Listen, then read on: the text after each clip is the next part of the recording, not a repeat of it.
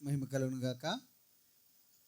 మరి దేవుణ్ణి ఆరాధించుటకు చేరువచ్చిన దేవుని పిల్లలైన మీ అందరికీ కూడా ప్రభు పేరట నా వందనాలు తెలియజేస్తున్నానండి. మరి దేవుడు ఇంతవరకు సేవకుల ద్వారా కొన్ని మాటలు మనం విన్నాం. ఎవరు మాట్లాడినా కానీ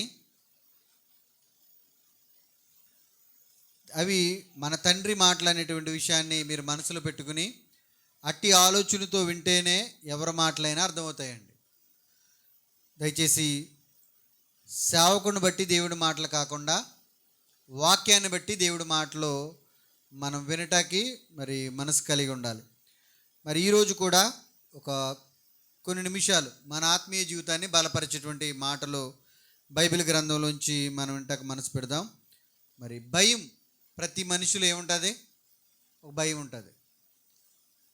కొన్ని భయాలు ఉంటాయి, చాలా భయాలనే ఉంటాయి.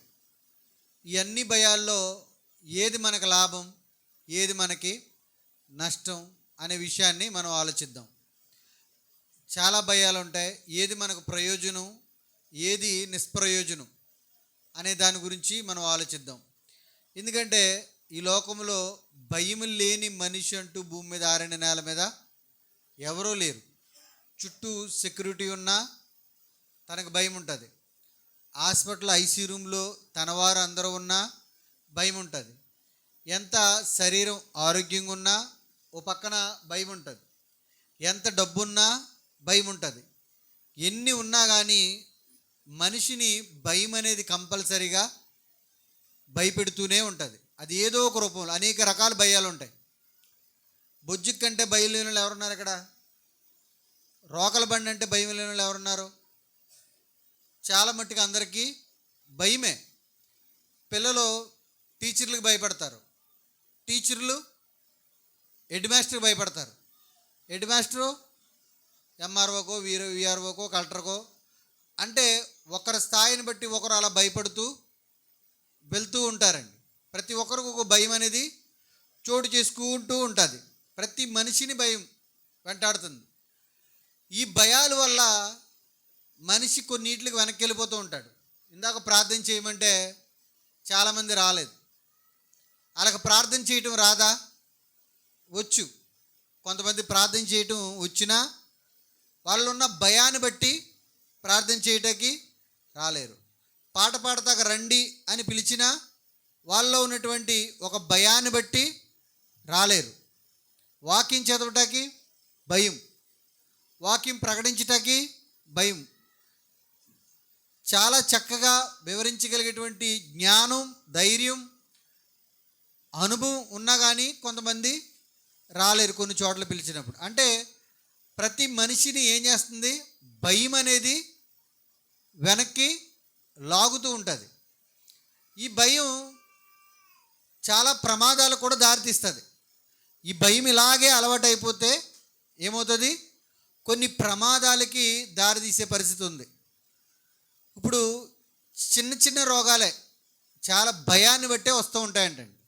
మనకి ధైర్యం ఉందనుకోండి, మనకున్న ధైర్యాన్ని బట్టి మన రోగం కూడా తగ్గిపోద్దంట. ఈరోజు సైన్స్ చెప్తున్న మాట అది. దేవుడు ఎప్పుడో చెప్పాడు, మీకు ఒకసారి చెప్పాను నేను అనారోగ్యాల గురించి. ఇంకా బాగా ఆలోచిస్తే మనం లోకంలో అంతకుముందు 2020లో కానీ 2021లో కానీ చూసింది భయం వల్ల చనిపోయిన వాళ్ళు కొన్ని వేల మంది ఉన్నారు. ఏంటది వ్యాధి? కరోనా. కరోనా వచ్చి చనిపోయిన వాళ్ళు చాలా తక్కువ మంది అంటండి, చాలా తక్కువ మంది అంట. కానీ నేను చనిపోతాను, ఇదిగో వాడు చనిపోయాడు, వీడు చనిపోయాడు, నేను చనిపోతాను అనేటువంటి ఒక భయం మనిషిలో చోటు చేసుకుంది కనుక ఆ భయానికి చనిపోయిన వాళ్ళు బోలు మంది ఉన్నారు, చాలామంది. దయచేసి మనందరం కూడా అలాంటి భయాల వల్ల మనకేమైనా ఉపయోగం ఉందా? లేదండి. ఇలాంటి చిన్న చిన్న భయాల వల్ల ఉపయోగం లేదు. దేవుడు అసలు వీటి గురించి భయపడమని కూడా ఎక్కడ చెప్పలేదు. భయపడమని కూడా ఎక్కడ చెప్పలేదు. దేవుడు దేనికైతే భయపడొద్దు అన్నాడో దానికే మనిషి ఎక్కువ ఎప్పుడు భయపడుతూ ఉంటాడండి. కానీ ఈరోజు భయం లేని వ్యక్తి ఎలా ఉన్నాడో చూడండి. భయం మంచిదే. నేనేం చెప్పాను? భయం అనేది లాభమా నష్టమా చెప్తున్నాను. ఇప్పుడు ఈ భయాలన్నీ లాభమా నష్టమా? నష్టమే, నష్టం. కానీ అసలు భయం లేదు మనిషికి. చూడండి, ఇదే ధైర్యంతో ఎలా ఉన్నాడో ఒకసారి ఆలోచిస్తే, ప్రసంగి రాసిన గ్రంథము, సొలొమోను, జ్ఞాని అయిన సొలొమోను మరి ప్రసంగి గ్రంథాన్ని రాశారండి. ఆ గ్రంథంలో చూద్దాం మనం. 8వ అధ్యాయము 11వ వచనం చదువుదాం. భయం లేకుండా ఉన్నవారు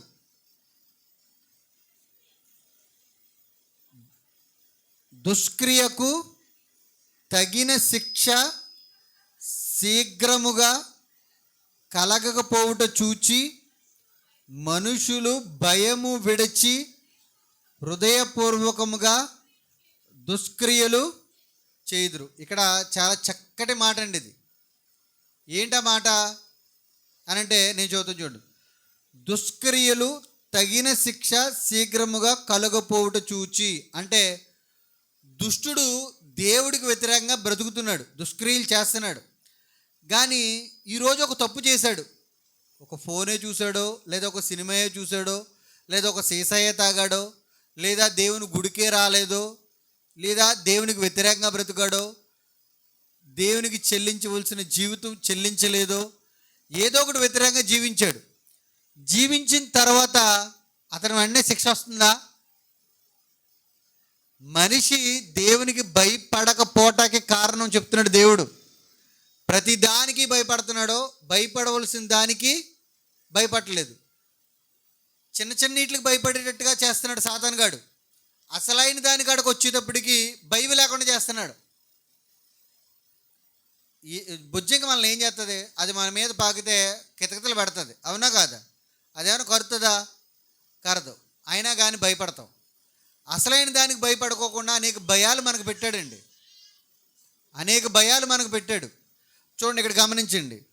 శీఘ్రముగా అంటే వెంటనే శిక్ష కలగకుండుట చూచి. తప్పు చేసిన వెంటనే శిక్ష వస్తుందా మనిషికి? ఈరోజు మనిషి దేవుడికి భయపడకపోవట కారణం ఏంటి తెలుసా? నువ్వు గుడికి రావట్లేదు, ఏదైనా ప్రమాదం జరిగిపోవాలి, అప్పుడు మళ్ళాటి రోజు వెళ్తావా? ప్రయాణం చేస్తావా? చెయ్యు. ఈరోజు ఏదైనా తప్పు చూసావు, లోతు భార్యలాగా ఉప్పు స్తంభం అయిపోవాలి నువ్వు, అప్పుడు మళ్ళీ ఇంకో భార్య చూస్తుందా? వెనక్కి చూస్తుందా? చూడదు. ఏదైనా తాగరాంది సీసా తాగావు, గొంతుకు పట్టేసింది, మళ్ళీ తాగుతావా? తాగవు. దేవుడు వెంటనే శీఘ్రంగా దుష్టక్రియలను బట్టి శిక్ష వేయట్లేదు గనుక ఆయన ప్రేమను మనిషి ఎలా తీసుకున్నాడో లోకుగా తీసుకున్నాడండి. లోకుగా తీసుకున్నాడు. ఇదిగో మనిషి ఎందుకు భయపడలేదంటే, ఆడికి శిక్ష కలగట్లేదు గనుక మనుషులు భయము విడిచి. ఈరోజు వెళ్ళారు, 3000 వచ్చింది, మళ్ళీ వచ్చే వారం కూడా వెళ్ళిపోతారు. ఎందుకని? భయం విడిచిపెట్టారు, శిక్ష పడలేదు కనుక. భయము విడిచి, మనుషులు భయము విడిచి హృదయపూర్వకముగా, బాగా గమనించండి, అది హృదయపూర్వకముగా దుష్క్రియలు చేయుదురు. ఏం చేస్తున్నారంట? ఈ తప్పు ఎలా చేస్తున్నారంట? హృదయంతో చక్కగా ఇష్టపడి హృదయపూర్వకంగా. భయం అనేది ఉంది ఇంకా వాళ్ళకి. ఎందుకని? శిక్ష రావట్లేదు కనుక చక్కగా ఇష్టంగా ప్రయాణం చేస్తున్నారు, ఇష్టంగా పని చేసుకున్నారు, ఇష్టంగా వస్తున్నారు. ఇది దుష్టుడు. కానీ మనం ఎవరు? దుష్టులమా? దుష్టులు కాదండి. మనం దుష్టుల నుంచి విమోచించబడటాకే దేవుని మందిరానికి వచ్చాం. నేను పోయిన గురువారం చక్కటి పాఠం చెప్పాం. ఏం పాఠం చెప్పానంటే, మనల్ని దేవుడు అదృష్టవంతులుగా చేస్తున్నాడు, నీచులనైన మనల్ని నీతివంతులుగా చేస్తున్నాడు, చెడ్డవారినైన మనల్ని ఒక మంచివారిగా చేస్తున్నాడు అనేటువంటి పాఠాన్ని విన్నాం మనం. నిజంగా దుష్టులుగానే ఉన్నాం మనం లోకంలో, సమాజంలో. దేవుడి మాటలంటే వ్యతిరేకం, అసలు ఆసక్తి లేకపోవడం, ఇంట్రెస్ట్ లేకపోవటం, దానివల్ల మనకి నష్టం రాకపోవటం. ఇంట్లో లేనిది కాబట్టి నష్టం అవుతుందా? దేవుడు మాటలు వినకుండా పనికి వెళ్తే లాభం వస్తుందా, నష్టం వస్తుందా? చెప్పండి. రూల్ ప్రకారంగా లాభమే వస్తుంది, నష్టమేమీ రాదు. అదే అన్నాడు, వాళ్ళ నష్టం కలగపోవటం వల్ల వాళ్ళ హృదయపూర్వకంగా దుష్క్రియలు చేయుదురు. అంటే మనసు పూర్తిగా తప్పు చేస్తారండి. చూడండి 13వ వచనం ఏండి, తప్పు అనేది ఒక్కసారి మానితే తప్పు అనిపిస్తుంది, రెండోసారి మానితే తప్పు అనిపిస్తుంది, మూడోసారి తప్పు అని అనిపించదు. ఇంకా అది అలవాటు అయ్యి వెళ్ళిపోతాం ఇంకా లోకంలోకి. మళ్ళీ రావటం చాలా టైం పడుతుందండి. వచ్చినా ఇంకా సమాజంలో పెద్ద వినబుద్ధి అయ్యదు. ఎందుకో తెలుసా, దుష్టుడు ఆల్రెడీ హృదయంలో నిష్టేసి కూర్చున్నాడు. ఇంకాడు విన్నవాడు ఎప్పుడు ఆమెనంటే వెళ్ళిపోదాం అనుకుంటారు. అందుకే సాతానుడు కొంచెం చోటిచ్చామా ఆడు ఇంకా 7 దెయ్యాలు తీసుకొచ్చి కూర్చోబెడతాడంట.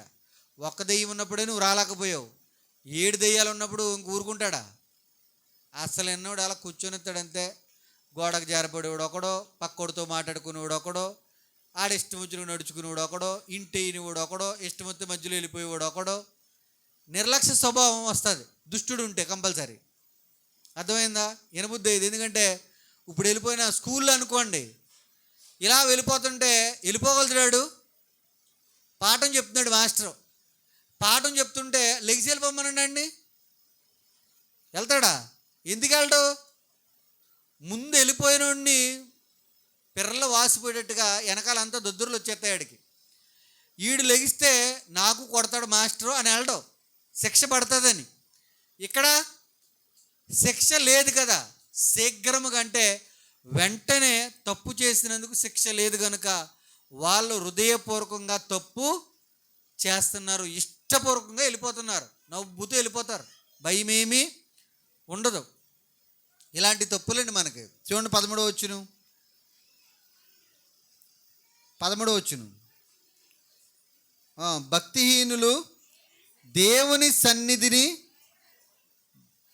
భయపడతారా? భయపడరు. చాలండి, భక్తిహీనులు దేవుని సన్నిధిని భయపడరంట. భయపడతారా? వచ్చి కూర్చున్నంత మాత్రాన అందరూ దేవుని భయంతో వచ్చామనుకున్నారండి. గుడికి వచ్చిన వాళ్ళు అందరూ దేవుని భయం ఉండి వచ్చిన వాళ్ళు కాదండి. దేవుని భయం ఉండి వచ్చిన వాళ్ళు ఎలా ఉంటారో నేను చివరిలోకి వెళ్ళిన తర్వాత అర్థమవుతుంది మనకి. దేవుని భయం లేకుండా ఉన్న వాళ్ళు ఎలా ఉంటారో మనం చూస్తున్నాం. ఫస్ట్ మొదటగా అసలు దేవుని భక్తిహీనులంట దేవుని భయమే అస్సలు ఉండదంట. చక్కగా నిద్రపోతాం, భయం ఉంటుందా? భయం ఉండదు. చక్కగా పక్కడితో మాట్లాడుకుంటాం, భయం ఉండదా? కొన్ని చర్చిలు అయితే ఫోన్లు చూసుకుంటూ ఉంటారు, అసలు భయం ఉందా? ఆడు గుడికి ఎందుకు వచ్చాడు? ఫోన్ చూసుకోవడానికి వచ్చాడు. గుడికి ఎందుకు వచ్చాడు? పక్కడితో మాట్లాడడానికి వచ్చాడు. గుడికి ఎందుకు వచ్చాడంటే చల్లగా నిద్ర పడుతుంది గుడిలోనే. నువ్వు మత్తు ట్యాబ్లెట్ వేసుకున్నా నిద్ర పట్టదు ఇంట్లో, తెలుసా నీకు? చాలామందికి నిద్ర పట్టగా చచ్చిపోతారండి రాత్రులు. కొంతమంది ట్యాబ్లెట్లు వాడతారు నిద్ర పట్టగా. అలాంటి వాళ్ళందరినీ గుడికి రమ్మానండి, ఫ్యాన్ కింద చక్కగా కూర్చోమనండి, జారపడమనండి, చక్కటి నిద్ర పడుతుంది. భయం ఉంది వాళ్ళకి. దేవుడు చెబుతున్న మాట ఏంటి తెలుసా? వాళ్ళు గుడికొచ్చినా కానీ భక్తిహీనులు, వారిలో దేవుని భయం అంటే ఏంటో తెలీదు. అలా తెలుసా? డాక్టర్ నువ్వు చచ్చిపోతావమ్మా ఇలా ఉన్నావంటే ఆడి ముత్తురు చెమటలు అట్టతుంది లోపల, ఆవిడికి చెమటలు అట్టదా ఆడికి. ఇంక బతకనండి అంటే బతిమాలతాం. దేవుడు చెప్తున్నాడు నువ్వు చచ్చిపోతావు, నువ్వు నాకు భయపడలేదంటారు. అసలు భయమే లేదు మనకి. చూడండి, మరొక మాట చదువుకుందాం మనం. కీర్తనలు 36 చూడండి, 36:1. కీర్తనలు 36:1 ఏముందో చూద్దాం. భక్తిహీనుల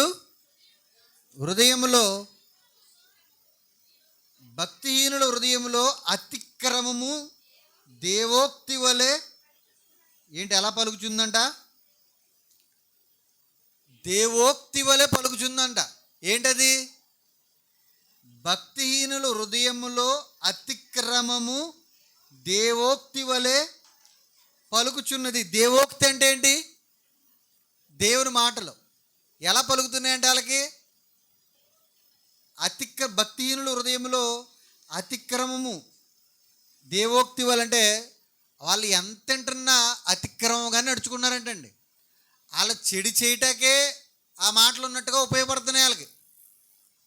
వాళ్ళు భక్తిహీనులు ఎంత చెప్తున్నా భక్తిహీనులు వింటున్నారా? వాళ్ళు అతిక్రమంతో ఉన్నారంటే అలా చెబుతూ వాని దృష్టి ఎదుట దేవుని భయము బొత్తిగా లేదు. వాని దృష్టి ఎదుట దేవుని భయము బొత్తిగా లేదంటండి. బొత్తిగా లేదు. బొత్తిగా అంటే కొంచెం కూడా లేదంటండి. దేవుడు మాటలంటే దేవోక్తులు అంటే దేవుని మాటలు వింటున్నా వాళ్ళ అతిక్రమం వాళ్ళ హృదయం ఎలా ఉందంటేనంట, అసలు దేవోక్తులు అతిక్రమలు, దేవుని మాటలు వింటూ కూడా అతిక్రమం బ్రతుకుతున్నారు. అలా మాటలు చెడ్డగానే స్వీకరిస్తున్నారు. దేవోక్తులు వింటున్నా కానీ వాళ్ళ హృదయం ఎలా ఉందంట, అతిక్రమం చేయటకే ఉంది. ఇంత చెప్తున్నాం, ఇప్పుడైనా భయం కలుగుతుందా? భయం కలగదు. కలుగుతుందా? కలగదు. ఈ మాటలు అస్సలు అతిక్రమం చేయటకే ఉపయోగపడతాయి. చెప్పాడులే, మన మాటల్ని వ్యతిరేకంగా తీసుకున్నారు. దేవోక్తుల్ని వాళ్ళు ఎలా తీసుకున్నారంట, అతిక్రమంగా చేయటకి, అతిక్రమంగా మారిపోతున్నారు ఈ మాటలు వింటూ కూడానంట. అది దేవుడే చెప్తున్నాడు. అలాంటి వారికంట ఒక భయం అనేదే కనపడలేదంటండి. కనపడుతుందా? కనపడదు. వినాలని ఆసక్తి ఉందనుకోండి, మనం కూర్చునే విధానం చాలా బాగుంటుంది, మన దృష్టి చాలా బాగుంటుంది. భయం లేనుడు అస్సలు పద్ధతిలో, క్రమము, ఒక విధేయత, వినయము ఏమీ కనపడదండి. దేవుడు ఇక్కడ ఉన్నాడు. దేవుడికి అందరూ కనపడాలా లేదా? కనపడాలి. దొంగ పోలీసు ఆటలాగా ఉంటుంది మన చర్చి, తెలుసా మీకు? పోలీసుడికి దొంగోడు కనపడతాడా? కనపడ్డు.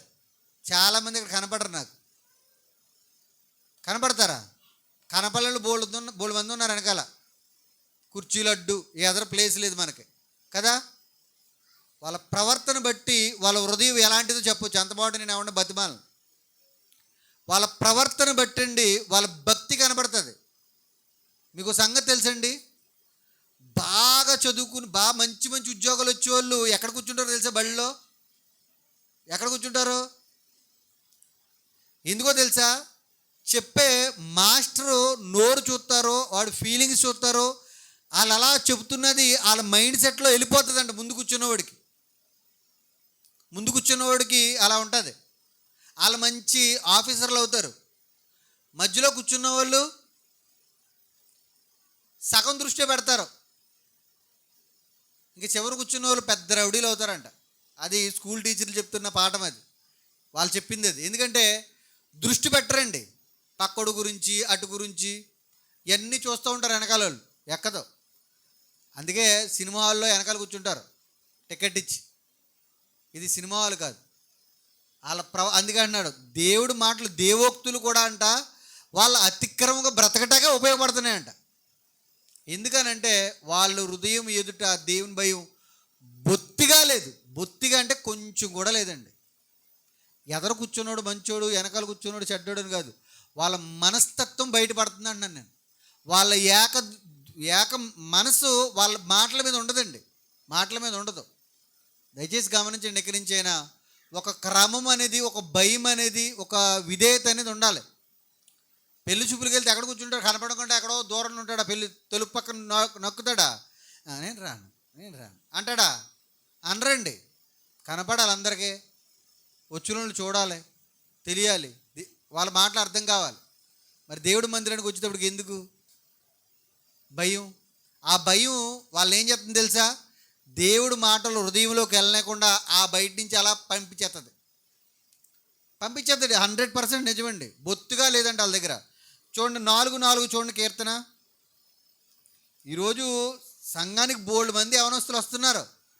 వాళ్ళకి ఎక్కకపోవడం కారణం ఏంటి తెలుసా? ఎక్కడో చివరి బెంచీలో కూర్చుంటారండి.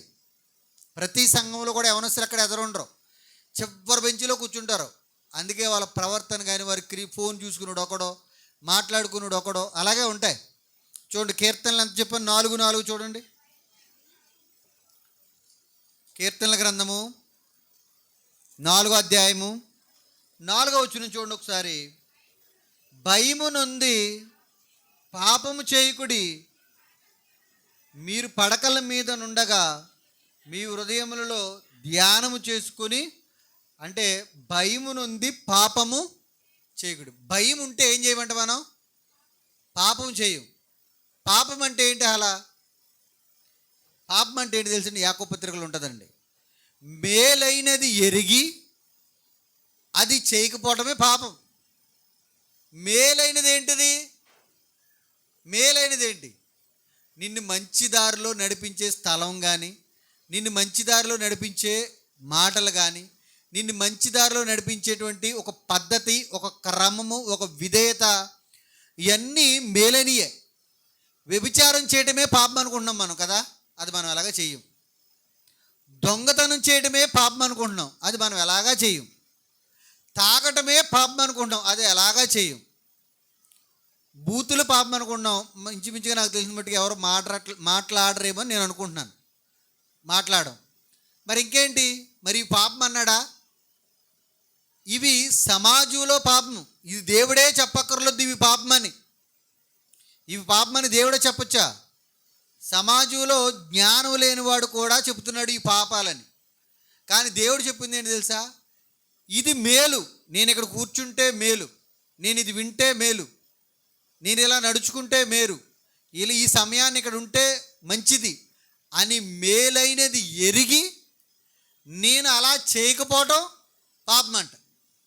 అంటే సులువుగా చిక్కులు పెట్టు పాపాలండి. సులువుగా వచ్చాను కదా, కూర్చున్నాను కదా అంటే నీ కూర్చోబడతాడు తీసుకొచ్చి, కానీ నీ దృష్టి ఇక్కడ ఉంచడు, నీ మనస్తత్వం ఇక్కడ ఉంచడు, నీ ఆలోచనలు తిప్పుతూ ఉంటాడు. అప్పుడు నీ జీవితంలో ఒక ఆదివారం విలువైంది ఎగిరిపోయింది. ఇలాగే కంటిన్యూ అవుతుంది నువ్వు చనిపోయే వరకు, గోతులోకి వెళ్ళే వరకు. గోతులోకి వెళ్ళే వాళ్ళకి ఇలాగే ఉంటే నువ్వు పాపం చేయకుండా ఎక్కడ ఉంటావు? ఆల్రెడీ నీ జీవితంలో నేను పాపం చేయట్లేదు, గుడికి వెళ్తాను నువ్వు అనుకుంటావు, కానీ మేలైనది ఎరిగి అలా చేయకపోతే అది పాపంగానే ఉంటుంది. గుడికి వచ్చిన వాళ్ళ గురించి చెప్తున్న మాట ఇది, గుడికి రాలేని వాళ్ళ గురించా? గుడికి వచ్చిన వాళ్ళ గురించే. దేవుని భయము నొంది పాపము చేయకుడు. ఏంటి ఇది నేను నా ప్రవర్తన కరెక్ట్ కాదు అని అనిపించినప్పుడు మార్చుకోండి. ఏంటి మీకు మంచిది. ఎవరు జీవిస్తే వారికే ఆ జీవితం మంచిది. మన ప్రవర్తనే మనకి కీడు తెస్తుంది. ఈ భయాలు ఉండాలి. అసలు పనికిరాని భయాలన్నీ పెట్టుకుని అసలైన భయానికి మనం చోటు ఇవ్వకోకుండా ఉంటున్నాం. దయచేసి గమనించండి. నేనేదో అన్నానని మీరేదో అనుకోవటం వల్ల ఉపయోగం ఏమీ లేదు. ఇది నేనంటున్న మాట కాదు, మన తండ్రి అయిన దేవుడు అంటున్న మాట. ఈరోజు గుడికొచ్చి కూడా బట్టల గురించి మాట్లాడుకునే వాళ్ళు బోళ్ళు మంది ఉన్నారు. మనకంటే బట్టల గురించి పెద్ద ఇంట్రెస్ట్ కదా, కానీ ఎవరికైనా ఇక్కడ బట్టలు చూసుకునే వాళ్ళు కొంతమంది, ఆడే ఫోన్ వాడుతున్నాడని కొంతమంది, ఏ కారు వేసుకొచ్చాడని కొంతమంది, ఏ లే స్థితిలో ఉన్నారని కొంతమంది. ఇవేనండి, ఇవే వాళ్ళ ముచ్చట్లు మాట్లాడుకునే వాళ్ళు. దేవుని భయం ఉంటుందా? లేదండి. ఎవడొచ్చి వచ్చిన సమయానికి వచ్చేవాడు ఒకడు, ఆశీర్వాద ప్రార్థనకు వచ్చేవాడు ఒకడు. మనోళ్ళు ఇక్కడ అక్కడ గురించి కదా మాట్లాడుతుంది ఈ విషయం. దయచేసి గమనించి, దేవుడు అంటే పరిపూర్ణమైన భయం ఉండాలి. భయం ఉంటే పాపం చేస్తామా? చేయం. చూడండి ఒకసారి సామెతల గ్రంథం చూడండి. భయం వల్ల మనకి ఏమి లాభం జరుగుతుందో చూద్దాం. ఇంతవరకు భయపడాలని విన్నాం మనం. భయం వల్ల మనకి ఏం జరుగుతుందో చూద్దాం. సామెతలు 19. దేవుడంటే భయపడాలండి. చాలామంది ప్రార్థన అనేటప్పుడు కళ్ళు మూసుకోవాలి బోళ్ళు మంది ఉన్నారు ఇక్కడ. పాట అంటే పాడలేని బోళ్ళు మంది ఉన్నారు. అది పాపం కదా? మేలైనది ఏంటి? పాట పాడతాం మేలు, పాట పాడుకోకుండా మౌనంగా ఉంటాం పాపం. ప్రార్థన అనేటప్పటికీ నువ్వు ఏ పని ఉన్నావో పని మానేయాలి, అక్కడ వెంటనే విడిచిపెట్టాలి, వెంటనే కళ్ళు మూసుకోవాలి. మైకా పెట్టినా వదిలేయి, సౌండ్ రాకపోయినా నువ్వు ప్రార్థన చేయి అంతే. నువ్వు మొదలుపెట్టిన తర్వాత మైక్ ఆగిపోయిన తర్వాత మళ్ళీ మైక్ అయ్యి అని ప్రార్థనలు అంటా కుదరదు. నువ్వు మైకా లేకపోయినా నీ స్వరం ఏంటో దేవుడికి వెళ్తుంది. నువ్వు దేవుడు చేస్తున్నావా ప్రజలకు చేస్తున్నావా? మైకా ఆగిపోయినా సరే ప్రార్థన చేయి. మైకా ఆగిపోయిందని పాట మానేయకు, మైకా ఆగిపోయిందని కళ్ళు మూసుకోవటం తెరవకు. దయచేసి ఎవరైనా సరే అండి, ఇక్కడ ఎవరైనా సరే, ఎంత పెద్దోళ్ళైనా చిన్నోళ్ళైనా ప్రార్థన అంటే ప్రార్థనలా ఉండాలి. నిర్లక్ష్య స్వభావం ఉంటే దేవుని ఎదుట భయం లేనుడు పాపం అది పాపం లెక్కలోకి వెళ్ళిపోద్ది. అది అవునా కాదా? పాపం లెక్కలోకి వెళ్ళిపోద్ది అది.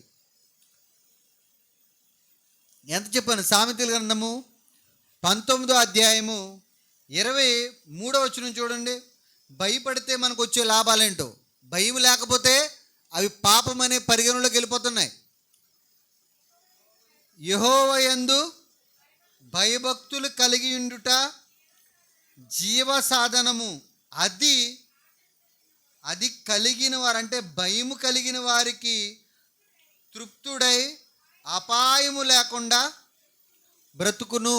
అంటే భయము భక్తి కలిగి ఉంటే ఏంటంటే అది జీవ సాధనం. అంటే నువ్వు భయపడే భక్తి కలిగిన జీవితం ఎలా ఉంటుందంట, నిత్య జీవితానికి సాధనం లాంటిదంట అది. అంటే నువ్వు నిత్యము బ్రతకటానికి ఉపయోగపడేది భయము భక్తి.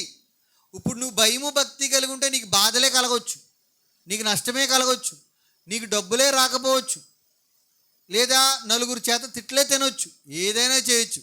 ఇదంట సాధనం అంటండి. సాధనం నేర్చుకున్నవాడు ఎప్పుడైనా అభివృద్ధిలోకి వస్తాడా రాడా? ఎందులో సాధన చేస్తున్నాడో, ఒక కత్తి సాధన చేసాడంటే అందులో ప్రవీణుడు అవుతాడు, కర్ర సాధన చేసాడంటే ప్రవీణుడు అవుతాడు, ఏ సాధన చేస్తే అందులో ప్రవీణుడు అవుతాడు. అలాగే భయభక్తులు కలిగించే జీవితం అంట నీకు నిత్య జీవితంలోకి తీసుకుని వెళ్తుందంటండి.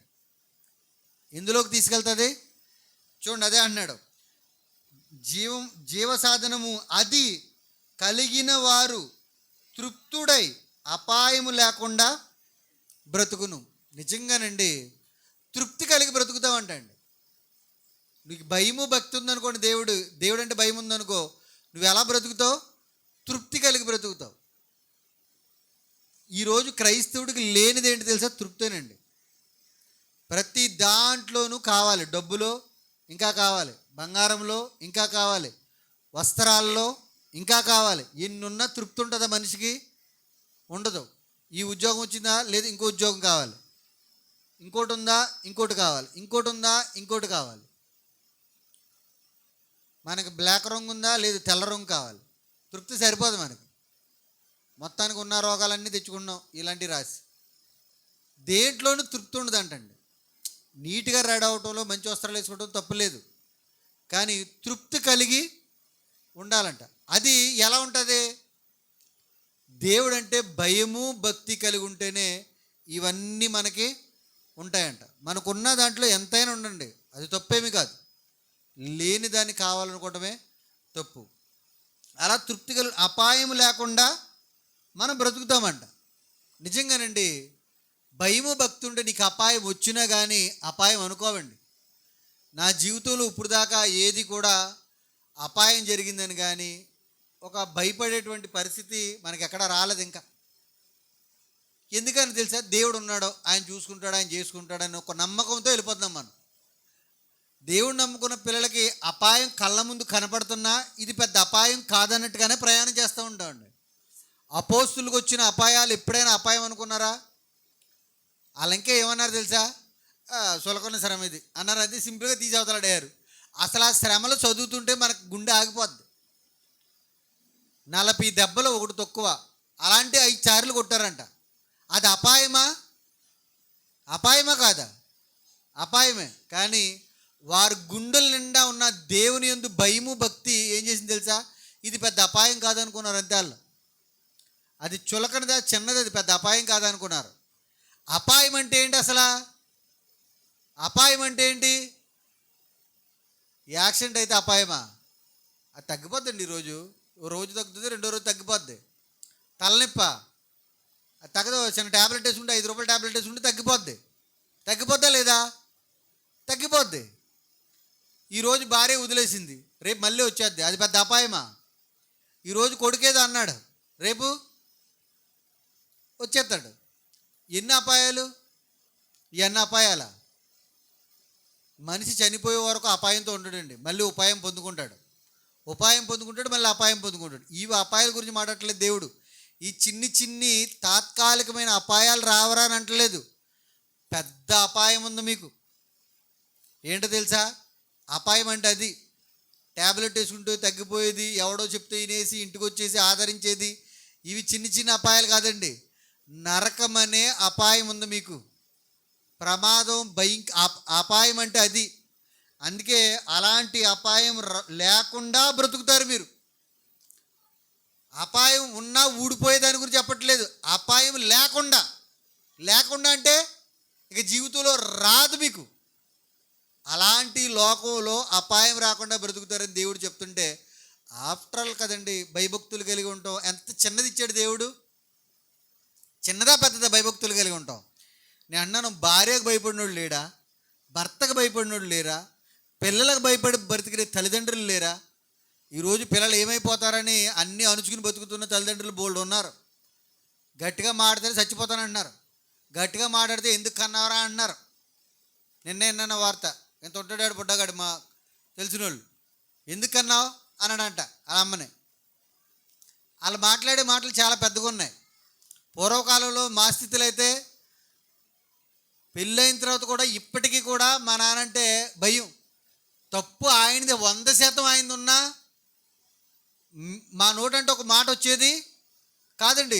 గోబలు వాసిపోయినా మూసుకుని కూర్చోవడమే తప్ప నేను కాదు చేయలేదని చెప్పడం కూడా లేదు. మాకు అంత భయం. ఈరోజు తప్పాడు చేసినా పడన పరిస్థితిలో ఉన్నారు ఈరోజు పిల్లలు. భయపడలేదు, తల్లిదండ్రులు భయపడలేదా? భయపడుతున్నారు. కొడుకును పోగొట్టుకోలేక. భార్య ఏనంటే డ్రమ్ములో పెట్టి పాదేస్తుందని భయం. బాత్రూంలో సిమెంట్ వేసి కప్పెట్టేస్తున్నారు భయం. భర్తలు భయపడుతున్నారు. ఇప్పుడు ఇంటర్వ్యూలు అందరూ అదే చెప్పుకుంటున్నారు. కామెడీగా చెప్తున్నారో ఎలా చెప్తున్నారో మనకు తెలియదు, కానీ భయం గుప్పిట్లో బ్రతుకుతున్నారు మగోడు భయపడుతున్నాడు, సిగ్గేస్తుంది చెప్పుకోవటానికి. అలాంటి పరిస్థితికి వచ్చేది. కానీ దేవుడికి భయపడుతున్నారండి. కానీ దేవుడు అన్నాడు, వీళ్ళకి భయపడటం వల్ల ఉపయోగం లేదండి.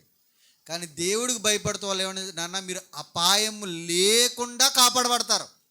ఈ చిన్న చిన్న అపాయాల గురించి కాదు, అపాయం లేకుండా అంటే జీవితంలో రాదండి, జీవితంలో రాదంట. అంటే నరకాన్ని నుంచి రక్షించబడతాం భయభక్తి. ఇంత లాభం ఎక్కడైనా ఉందండి? భయభక్తులు కలిగి ఉండటం వల్ల లాభమా నష్టమా? భయం లాభమా నష్టమా? లాభం. కానీ లోక భయాలన్నీ నష్టం. దేవుని భయం ఒకటే నీకు లాభం అండి, లాభం. దయచేసి భయభక్తులు కలిగి ఉండండి. చిన్న జీవితం అండి, ఏం చేసుకుంటాం చెప్పండి. చూడండి, మరొక మాట మనం చదువుకుందాం. పోనీ అదే పైన చదవండి, అది కూడా చదువుకుని వెళ్ళిపోదాం. సోమరి పాత్రలో చేయి ఉంచును కానీ తన నోటికి దాన్ని తిరిగి ఎత్తలేడట. దయచేసి ఎవరో సోమరితనంగా ఉండకండి. చాలామంది సోమరితనంగా ఉన్నారు. గుళ్ళోకి వచ్చి కూడా సోమరితనం. ఇంటికాడ నిద్రపోతేనే దరిద్రం అన్నాడు దేవుడు. ఈ మాట ఎందుకు చదివి ఇప్పుడు చదివి నా పాఠం కాదా లేదు. చాలామంది నిద్రపోతున్నట్టు కనబడుతున్నారు నాకు, అందుకే ఈ మాట ఎత్తాను. మంచం మీద పడుకుంటేనే దరిద్రం రా అన్నాడు దేవుడు.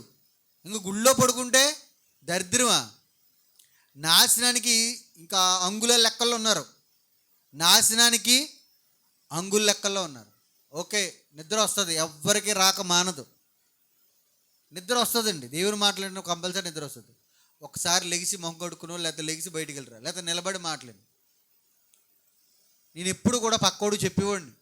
నేను వాక్యం వినే టైంలో నేను నిద్రపోతాను, లేపు నువ్వు లేపని పక్కోడు చెప్పేవాడిని. నువ్వు ఆయన ఒక చూడకు, నా ఒక చూడు అప్పుడప్పుడు అనివ్వండి. ప్రతి ఒక్కడిని నా పక్కన కూర్చుని లేపుని ఇనివ్వండి. నేను నాకు తెలియదు నేను నిద్రపోతానని, కానీ బలహీనం ప్రతి ఒక్కరికి ఉంటుంది. ఎందుకంటే మనం పెందలకాడే లెగిస్తాం. చక్కగా చల్లటి గాలికి నిద్ర ఎవరికైనా వస్తుంది. మన వీక్నెస్ మనకు తెలిసినప్పుడు మన బలహీనత చెప్పాడికి, ఒరేయ్ కొంచెం లేపు, ఎందుకో నాకు మత్తుగా ఉంది, లేపంటే లేపుతాడు. ఒకసారి లేపిన తర్వాత నిద్ర రాదు. ఇక్కడ కూడా వచ్చి నిద్రపోతున్నావు అంటే దేవుడు అంటే భయం ఉందా? నువ్వు ఏ పని పెట్టినా దానికి ప్రతిఫలం పొందుకోలేమంటాడు. దయచేసి అందరూ మెలకుగా దేవుడు మాటలంటాకే ప్రయాసపడి మనం ముగించుకుందాం, సమయం అయిపోతుంది కనుక. చూడండి మరొక మాట, అదే కీర్తనల గ్రంథము సామెతలు 1:17 చూడండి, చూద్దాం. 1:17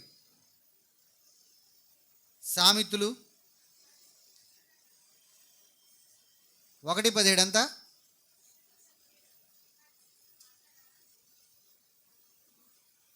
1:7 చూడండి. 1:7 యెహోవాయందు భయభక్తులు కలిగి ఉండుట తెలివికి మూలము, మూర్ఖులు జ్ఞానమును ఉపదేశమును చెడ్డవారైతే ఈ మాటలు తిరస్కరిస్తారంట. ఏ వింటాంలే మనకు సంబంధం, అంతపాటు ఏదో ఒకటి అంటూ ఉంటాడు అని తిరస్కరిస్తారు. వీళ్ళంట ఎవరంట? మూర్ఖులని మన తండ్రి అయిన దేవుడు చెప్తున్నాడు, నేను కాదు. జ్ఞానవంతులు అంటే ఎలా ఉంటారంట? యెహోవా యందు భయము భక్తి కలిగి ఉండటం వల్ల ఏముంటుంది మనకి? తెలివికి మూలము. తెలివి అంటే జ్ఞానం అండి. జ్ఞానం. జ్ఞానం అంటే వివేకం. వివేకం అంటే మంచేదో చెడేదో ఆలోచించేటువంటి జ్ఞానం ఇస్తాడు నీకు.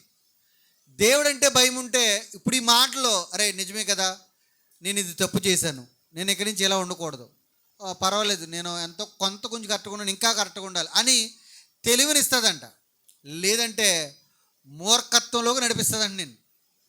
నిజంగా ఇప్పుడు భయము భక్తి ఎవరికి ఉందని అర్థమైపోద్ది తెలుసా?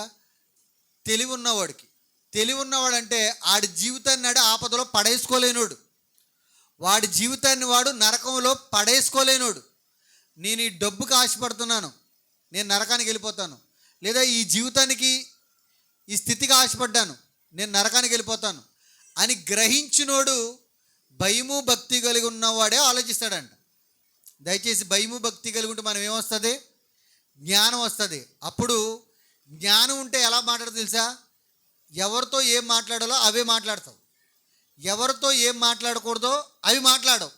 నువ్వు ప్రజల దగ్గర కూడా ఎలా ఉండాలో నీకు తెలియాలంటే దేవుడి దగ్గర నువ్వు భయము భక్తి కలిగి ఉండాలి. దేవుడి దగ్గర భయము భక్తి లేదనుకోండి, పిల్లోడితోటి గొడవలే, భార్యతోటి గొడవలే, భర్తతోటి గొడవలే, స్నేహితులతోటి గొడవలే, ఇరుగు పొరుగు వాళ్ళతోటి గొడవలే.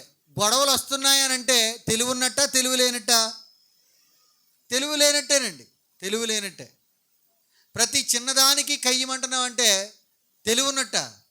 తెలివి లేదు. తెలివి లేదంటే నీకేమి లేదని అర్థం అవ్వాలి. నెక్స్ట్ భయము భక్తి నాకు లేదు. భయము భక్తి అంటే రెండు చెప్తాడు. భయం ఉండాలని ఎక్కడ చెప్పడండి దేవుడు? భయము భక్తి, భయము రెండు మాటలు ఎప్పుడు కలిసే ఉంటాయి, రెండు పదాలైనా కానీ దేవుడు చెప్తున్న మాటలై. దయచేసి భయము భక్తి కలిగి ఉంటే మనకి ఏముంటుందో తెలుసండి? జ్ఞానం వివేకం తెలివి ఉంటుందంట. ఎంతమందికి కావాలి తెలివి అంటే? అందరూ కావాలంటారు. కావాలంటే వాడు చెప్పాడు నాకు భయపడు అన్నాడు, భక్తి కలిగి ఉండు, గౌరవి నాకు అన్నాడండి. సరే చూడండి, ఒక మాట చదువుకుని మనం ఇలా భయభక్తులు కలిగి ఉన్న వారికి ఏముంటుందో తెలుసా? చూడండి, కీర్తనల గ్రంథం 34:7 చదవండి. కీర్తనల గ్రంథము, యెహోవా యందు భయభక్తులు గలవారి చుట్టూ ఆయన దూత కావలియుండును, కావలియుండి రక్షిస్తుందంట. మనం దేవుని యందు భయభక్తులు కలిగి ఉంటే మన చుట్టూ ఏముంటుందో చెప్పండి? మన బిడ్డల చుట్టూరు ఏముంటుంది? దేవదూతల కాపలా ఉంటాయంటండి. దయచేసి మనందరం భయభక్తులు. లాభాలా కాదు ఇవన్నీ? ఎంత లాభం చెప్పండి? పిల్లల చుట్టూ కాపుదల, మన చుట్టూ కాపుదల, ఎవరి దగ్గర ఎలా నడుచుకోవాలో, న్యాయంగా నడుచుకోవాలో, యజమానుల దగ్గర ఎలా ఉండాలో, వ్యాపారం చేసే చోట, మనం మాట్లాడే చోట, బయట వారి చోట ఎక్కడ ఎలా ఉండాలో, వాళ్ళు ఏమన్నా కానీ ఎటకారంగా మాట్లాడినా, వంకరగా మాట్లాడినా మనం ప్రేమతోనే సమాధానం చెప్తామండి. అది దేవుడే ఇవ్వాలి. దేవుడు ఇవ్వలేదనుకో నువ్వు కూడా వంకరగానే సమాధానం చెప్తావు. నువ్వు వంకరగా సమాధానం చెప్పినప్పుడు అవతలోడు మరి కొంచెం వంకరోడు అనుకోండి, దెబ్బలు తినవలసి వస్తుంది. ఆ దెబ్బలు ఆడు ఒకటి కొడతాడో నువ్వు 4 కొడతావు, కానీ ముందైతే ఒకటి తినాలి కదా. నువ్వు 4 కొట్టే బలం ఉందేమో తర్వాత సంగత, కానీ నువ్వు 4 కొడతావు ఒకటి తిన్నా కానీ గొడవే కదా. దానివల్ల మన ఆలోచన మారిపోద్ది, మన బీపీ షుగర్లు 2 పెరిగిపోతాయి. ఇంటికాడ గొడవ, మనశాంతి ఉండదు. అదే పెద్దదైతే పోలీస్ స్టేషను. ఇన్ని తప్పిస్తున్నాడు కదా దేవుడు ఒక్క చిన్న భయభక్తులు కలిగి ఉంటే. మళ్ళీ దూతలను కాపలా పెడుతున్నాడు. ఎవరు చుట్టూరు? మన చుట్టూ, మన పిల్లల చుట్టూరు. నువ్వు వదిలిపెట్టి వెళ్ళిపోతావు. ఆ పిల్లలు ఎలా కొట్టుకున్నారో, ఎలా తన్నుకున్నారో, ఎలా రాళ్ళు ఇచ్చి కొట్టుకున్నారో ఏం తెలుసు మనకి? వెళ్తున్నా 5 నిమిషాలు ఎక్కడి నుంచి అక్కడ దాకా గుండె ఆగిపోతుంటుంది. నాకు అసలే భయం.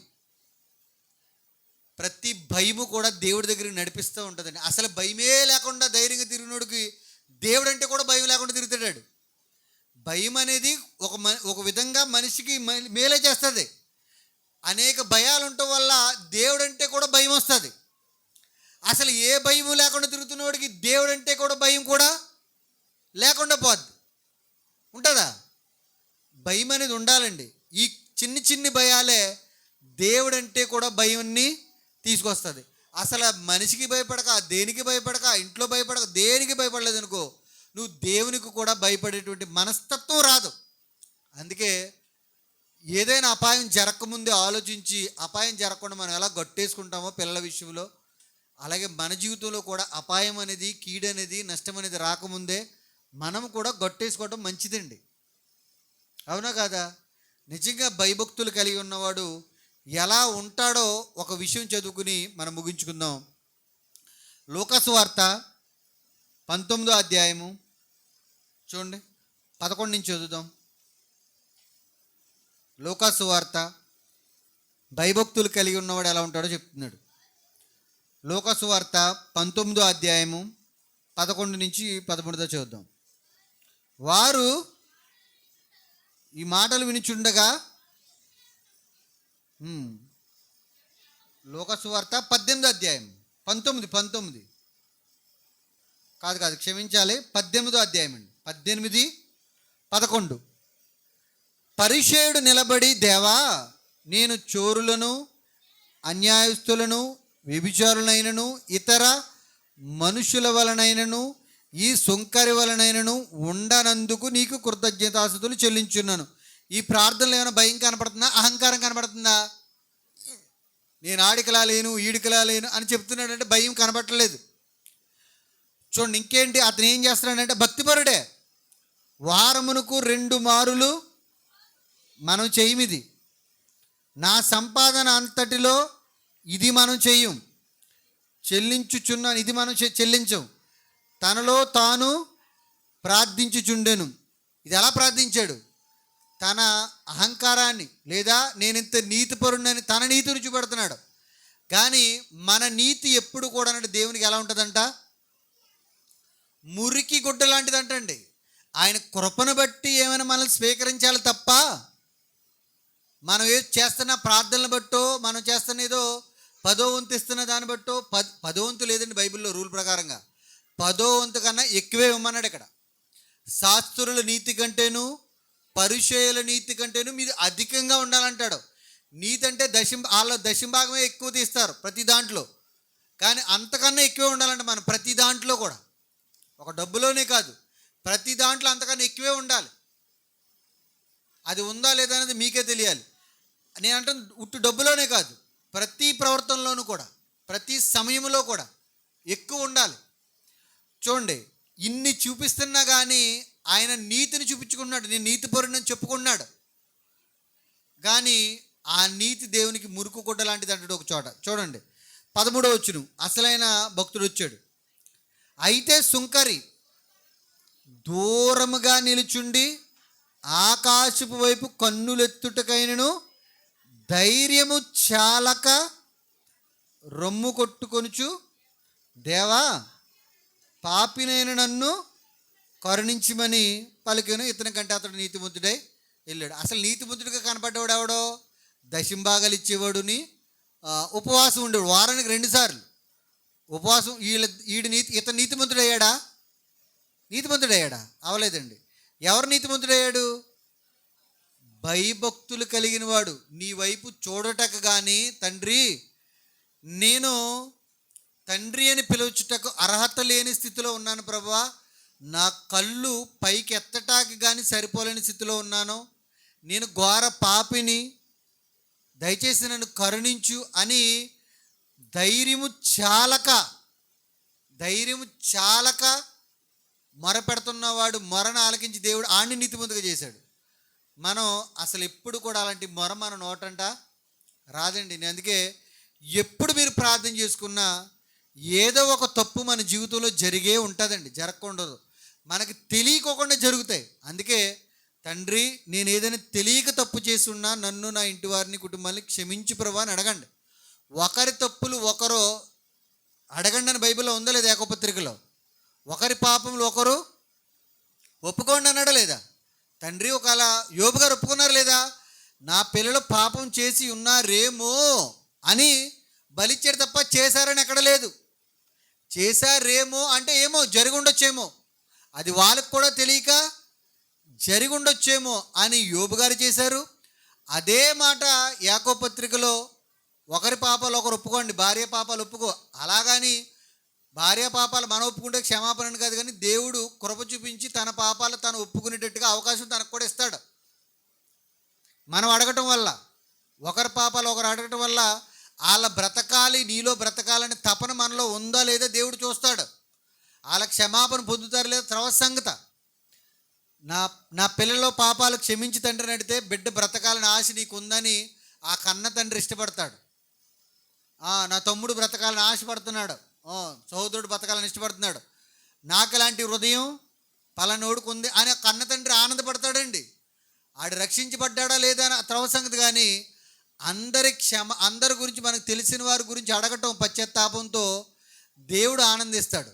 అందుకే మనతో పాటు ఎవరైనా నీకు తప్పుగా బ్రతుకుతున్నారు వాళ్ళ పాపాలు కూడా అడుగు. ఆ భయం నీలో ఉండాలి, ధైర్యం సరిపోకూడదంట. కానీ ఈరోజు ప్రార్థన ఏదో రెండే అక్కని చెప్పినట్టుగా చేస్తుంటాం మనం. ఇందాక సారమ్మ గారు చక్కగా ప్రార్థన చేశారు, జాయ్ కూడా చాలా చక్కగా ప్రార్థన చేశాడు. మీరు ఆలకించారు లేదో, కన్నీటితో ప్రార్థన చేసింది సారమ్మ. జాయ్ భయముతో చేశాడు ప్రార్థన, ఆలోచిస్తూ చేశాడు, ఒక వినయముతో చేశాడు, ఒక విధేయతతో చేశాడు. అందరూ మారాలనేటువంటి ఒక తపనతో చేసినట్టుగా కనపడుతుంది ప్రార్థనలో. ఒక స్థలం విషయంలో మేమందరం ఆరాధించుకోవాలి తండ్రి ఒక తపనతో చేసినట్టుగా కనబడుతుంది. ప్రార్థన అలా ఉండాలండి, చక్కగా మృదువుగా స్లోగా వింటున్న వారికి అర్థం అవ్వాలి. దేవుడు కూడా చక్కగా వినుసొంపుగా ఉండాలి. రాజధాని ఎక్స్ప్రెస్ వెళ్తున్నట్టుగా వెళ్ళిపోతారు ఒక్కొక్కరు. అంత అర్జెంట్ ఏముంది, ట్రైన్ వెళ్ళిపోతుందా, వెళ్ళిపోతా గమ్మున ఆమెననేసి. ఈ భక్తుడు ప్రార్థన, నాకు ధైర్యం సరిపోవట్లేదు తండ్రి, నిన్ను తండ్రి అని పిలవటకు కానీ అసలు ఆకాశం వైపు చూడటకు కానీ నా కళ్ళు ఎత్తలేని, నాకు అంత ధైర్యం లేదన్నాడు. ధైర్యం లేదంటే ఇతను ఎలా భయపడుతున్నాడో, భయభక్తులు కలిగి ఉన్నాడో లేదా? ఇలా ఉండాలండి. ఇలాంటి భయభక్తులు కలిగిన ప్రార్థన దేవుడు మనకు ఆలకిస్తాడు. దయచేసి గమనించండి. దేనికి భయపడొద్దు అన్నాడు దేవుడు తెలుసండి? దేనికి భయపడొద్దు అన్నాడు? నిన్ను చంపేవాడికి భయపడొద్దు అన్నాడు, కానీ నాకు భయపడమన్నాడు. మత్తయి సువార్త 10:28 ఒక మాట ఉంటుందండి, తీయొద్దు. నిన్ను చంపువానికి నువ్వు భయపడక నీ ఆత్మను నీ శరీరమును నిత్య అగ్నిగుండంలో పడవేయడానికి భయపడు అని లేదండి అక్కడ. మరీ మిక్కిలి భయపడు అంటే దేనికి భయపడమన్నాడు? దేనికి భయపడొద్దు అన్నాడు దేవుడు? ఒరే, నిన్ను కర్రిచ్చి కొట్టి చంపేస్తున్నా నువ్వు భయపడకు, నిన్ను హత్య చేస్తున్నా భయపడకు, రోగం నిన్ను ముంచేస్తున్నా చంపేస్తున్నా భయపడకు, పాము కాటేసిందా భయపడకు, యాక్సిడెంట్ అయిందా చచ్చిపోతున్నాను భయపడకు, ఎవరైనా కొడుతున్నారన్న సేవ నిమిత్తంలో భయపడకు, అస్సలు భయపడకు. నా నిమిత్తం నీ ప్రాణం నువ్వు పోగొట్టుకుంటే దాన్ని నువ్వు కాపాడుకుంటావు. నా కోసం బ్రతుకు, నా కోసం చనిపో, నువ్వు బ్రతుకుతావు. కానీ నిత్య అగ్నిగుండంలో పడవేవానికి మిక్కిలి భయపడు. ఎవరికి భయపడాలి? దేవునికి మిక్కిలి భయపడాలండి, మిక్కిలి భయపడాలి. భయం లాభమా నష్టమా? మనకి లాభం అండి, లాభం. భయం మనకి, భయము ప్రయోజనం మనకి. ఒకటి గుర్తుంచుకోండి, నేను దేవుడికి భయపడతాను, ఎవడికి భయపడను కుదరదు. నువ్వు కంటికి కనపడుతున్న వాళ్ళకి భయము, విధేయత, గౌరవము, మర్యాద ఇస్తేనే ఆ కంటికి కనపడినటువంటి దేవుడు కూడా ఎలా భయపడాలో, ఎలా గౌరవం ఇవ్వాలో, ఈయన కంటికి కనపడుతున్న వాళ్ళకి భయపడితేనే నువ్వు దేవుడికి భయపడినట్టు, ఒక సేవకుడికి భయపడితేనే నువ్వు భయపడినట్టు, ఒక పెద్దకి భయపడితేనే నువ్వు భయపడినట్టు, ఒక తల్లికి, ఒక తండ్రికి, కుటుంబీకులకి భయపడితేనే భయపడినట్టు, వీళ్ళకు గౌరవిస్తేనే దేవుని గౌరవించినట్టు. ఇవేమీ లేకుండా నేను దేవుడి కంటే ఈ భయం రాదు, ఈ భయం రాదు నీకు. వీళ్ళలో ఇన్ని భయాలు ఎందుకనంటే దేవుని భయం అబ్బుతుంది నీకు హృదయంలో. అసలు ఏమీ లేదు, నేను దేవుడి కంటే ఒక్కడికే భయపడతాను, ఎప్పటికీ భయపడ. ఇది కరెక్ట్ సమాధానం కాదు. ఈ సినిమా డైలాగులు ఏమైనా ఉన్నాయో మనకు తెలియదు, కానీ దేవుడికి ఒక్కడికే కాదు భయపడేది. సమాజంలో మనకిచ్చిన పెద్దలకి, కుటుంబీకులకి, తల్లిదండ్రులకి భయపడే బ్రతకాలండి. తల్లిదండ్రుల స్థానంలో దేవుడు వాళ్ళు ప్రేమించమన్నాడా లేదా? తల్లిదండ్రులు ఆజ్ఞగా ఇచ్చాడు, సన్మానించన్నాడు, గౌరవించన్నాడు. ఇవేవి లేకుండా మనం ఏమీ చేయలేం. దయచేసి బాగా గమనించండి. దేవుడు అంటే కంపల్సరీగా భయం ఉండాలి, మనకి ఉండాలా లేదా? భయం మనకు ప్రయోజనం అండి. దయచేసి మనందరము కూడా మరి మాటల ద్వారా దేవుడికి మిక్కిలి భయపడేటట్టుగా మన ప్రవర్తన ఉండాలని మీకు తెలియపరుస్తూ నేను దేవుని మాటలు ముగిస్తున్నాను. ప్రార్థన చేసుకుందాం. పరిశుద్ధుడైన తండ్రి, పరలోకమందున్న మా ప్రభువా, మీ ప్రేమకు స్తోత్రాలు. తండ్రి, భయపడటం